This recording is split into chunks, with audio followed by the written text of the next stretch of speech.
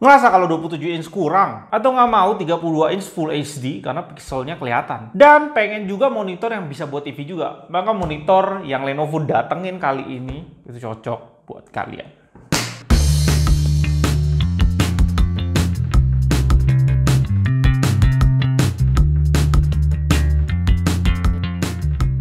Sebelum masuk ke reviewnya, gue minta izin dulu nih guys sama pemenang lomba desain GTID X Lenovo bersama Lenovo ya, yang akan menangin monitor ini, karena gue minta izin untuk copotin plastik yang ada di platnya supaya kita bisa sama-sama lihat bagusnya desain plat ini.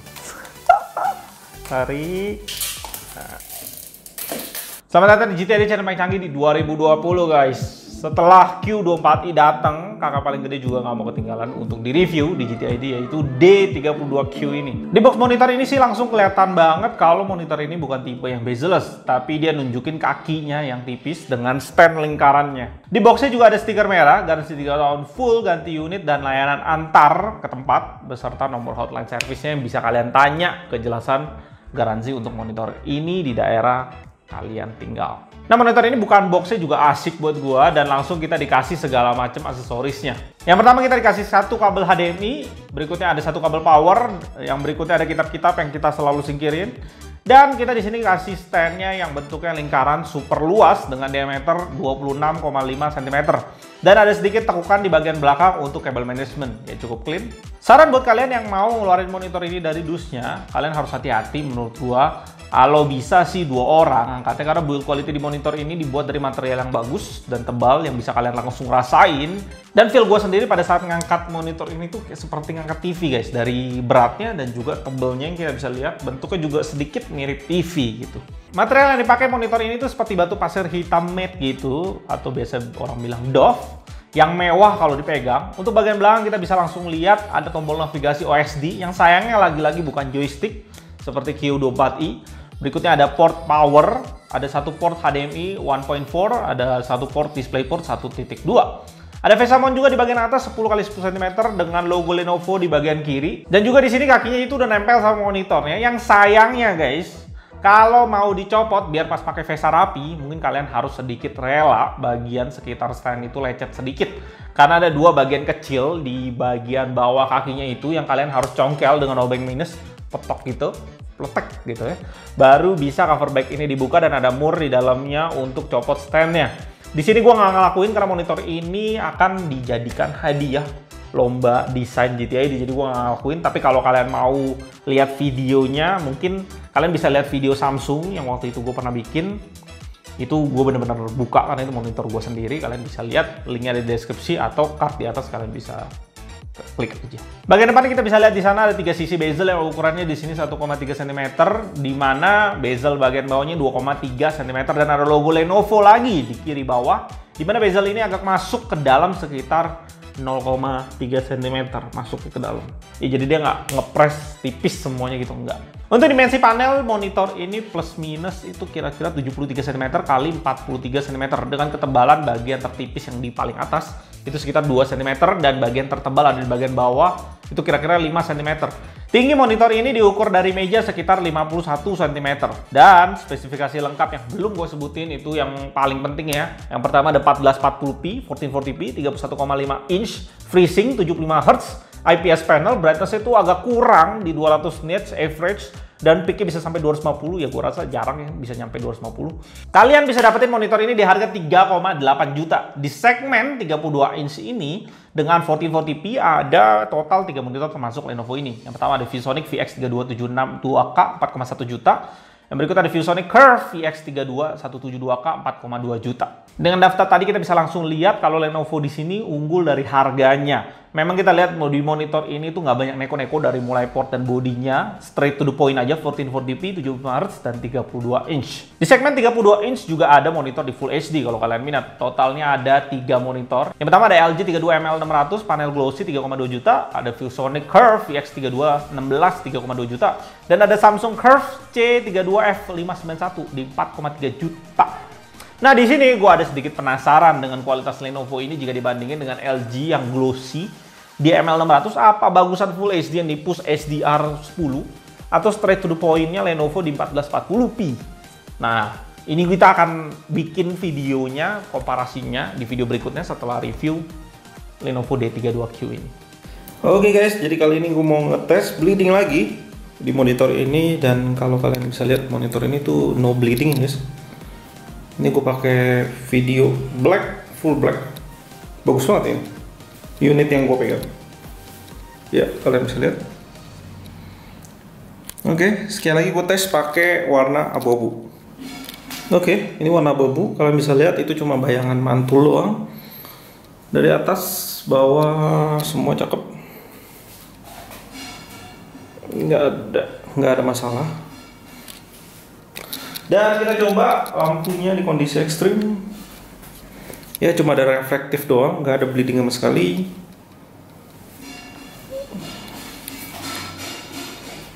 Ya, cuma ada pantulan cahaya aja. Tapi ini tetap nggak menjamin guys kalau monitor kalian yang beli tipe ini nggak bleeding sama sekali, karena ya semua itu resiko produksi. Tapi unit yang gue pegang manis banget. Oke guys, sekarang kita masuk ke bagian OSD-nya. Di sini kalian bisa lihat pas gue klik ya kurang enak banget ya guys ya, karena ini tombol, tapi ya masih mudah dinavigasi. Oke lah. Brightness, contrast, DCR. Kalau dinyalain ya dynamic contrast ratio membuat brightness sama kontras kalian hilang gitu, nggak bisa kalian setting. Menurut gue nggak worth it ya. Gue lebih suka brightness, apalagi brightness di monitor ini udah agak kurang. Jadi kemudian matiin aja. Display mode gue suka standar aja supaya gue bisa atur, bisa juga game cukup nerangin brightness ya. Gue suka game. Nah, oke, mungkin yang original IR mungkin buat kalian ada beberapa yang pakai Android box atau Xiaomi box atau konsol gitu ya, ngefek ke original IR, atau mungkin pada saat inputnya itu Full HD, jadi dia butuh settingan untuk nge-stretch ke 1440p, mungkin scaling mode ya biasa lah. Nah, itu ada overdrive di sini. Overdrive di sini menurut gua kalau ekstrim kalian bisa turunin response time sampai 4 millisecond, tapi buat apa ya? Monitor bukan buat gaming gitu ya. Tapi itu akan nambah jitter kalian guys, karena ini overdrive. Menurut gua nggak worth it. Tetap kalian offin aja menurut gua. Jadi ya settingannya di sini nggak terlalu banyak yang penting. Di sini preset mode ada neutral, reddish, sRGB dan lain-lain. Ya ini fungsi reddish lebih merah, lebih biru, atau neutral atau sRGB. Tetap menurut gua biasa aja. Habis itu di sini ada low blue light mode. Kalau kalian on kan ya ngancurin semua aja, ngancurin brightness dan lain-lain. Nah, di sini pilihan DP, HDMI. Nah, ini menurut gue menarik nih. Kalau kalian punya konsol dan kalian mau pakai, karena ini monitor cocok banget buat jadi TV, tinggal kalian pindahin aja antara PC, DisplayPort atau HDMI. Tapi masalahnya di sini dia nggak ada si DisplayPort dari monitornya. Ya pastiin kalian punya satu DisplayPort. Habis itu di sini menu yang terakhir, menurut gue biasa-biasa aja, nggak ada yang perlu gue bahas ya. Language, horizontal, transparansi, display select, DP-nya DP 1.1 atau DP 1.2. Buat apa gue pakai DP yang lebih rendah? Mungkin aja ada yang perlu input lebih rendah, mungkin. Oke, itu aja guys, sisanya nggak ada yang penting.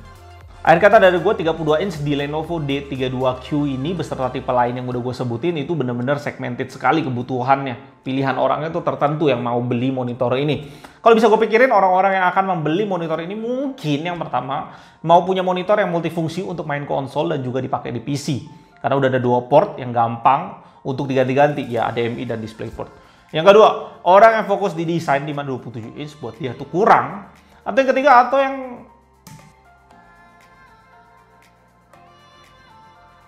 terakhir, orang yang mau buat main game balapan. Atau yang terakhir, orang yang mau buat main game balapan pakai triple monitor dengan budget yang super dipepetin. Karena gua rasa 75 Hz cukup untuk balapan. Sayangnya memang brightness di monitor ini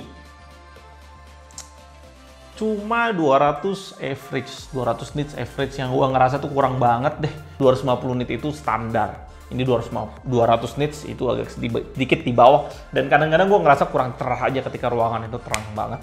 Dan buat kalian yang mau beli monitor gede kayak gini 32 inch untuk PC kalian, pastiin lebar meja kalian lebih dari 75 cm.